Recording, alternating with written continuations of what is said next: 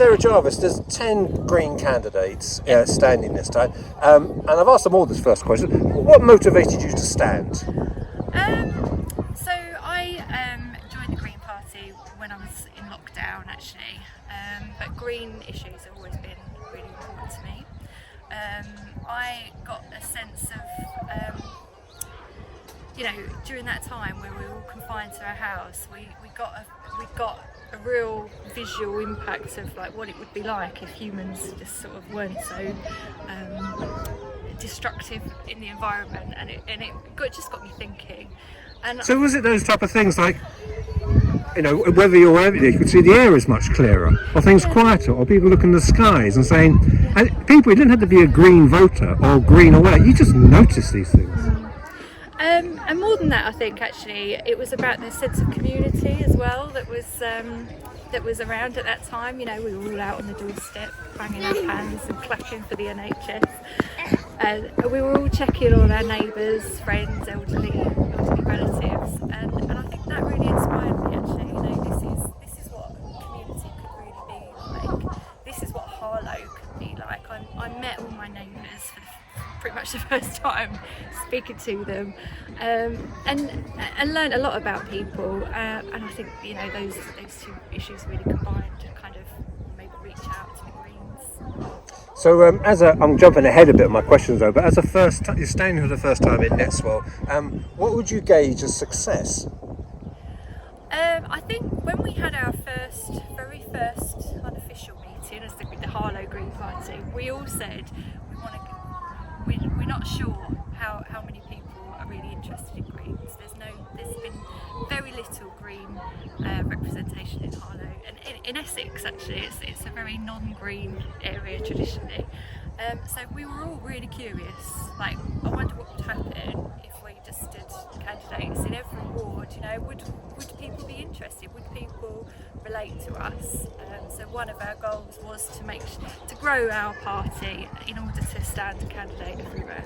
Because it wasn't so long ago that the council was co-run by the Conservatives and the Lib Dems. Do you think you're just saying that people have a little think, have a little vote? This could be an alternative way of looking at things. How could be run in Harlow? Yeah, absolutely. I think politics as usual is the reason most people go out and vote for the same guy they voted for last year and the year before. But actually, Harlow has a good tradition of voting in alternatives. Lib Dem, we've had UKIP. We've had lots of. We've had lots of kind of minority parties, you might call us, and be successful. And there's a massive gap for that because perhaps UKIP are kind of on the decline.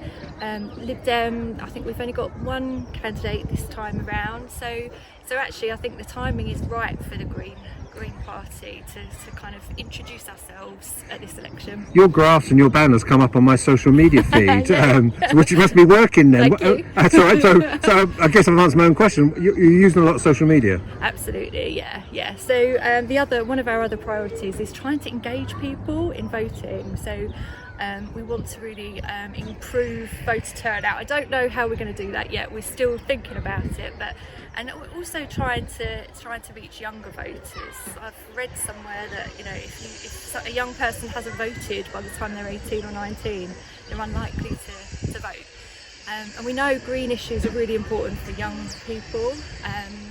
So yeah, we're hoping to give those people a chance. So, of all due respect, we call young people 18 to 30. Yeah. And not 60.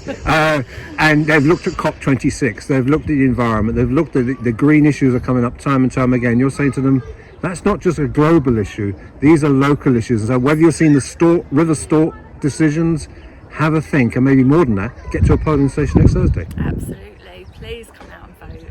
Hope you're already registered to vote. We've done a lot of work around trying to encourage people to get registered, actually.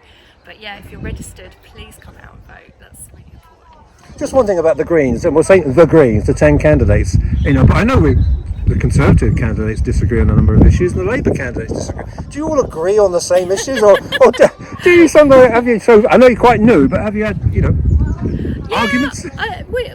Not heated arguments actually.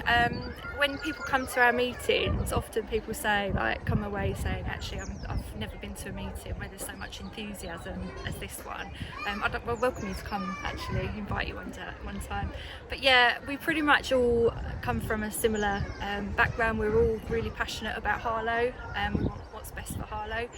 And yeah, we pretty much agree all the time. There's minor teething problems, because none of us are politicians. We're all in this for, to represent our communities.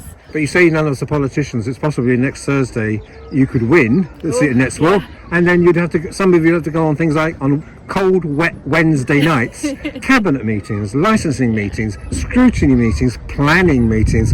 Would you be up for that? Absolutely. Get me in there, please. Please get me in there. I want to be a voice, a fresh voice. I think when you've got a majority cabinet running anything where the voices are all saying the same thing, bad decisions can be made.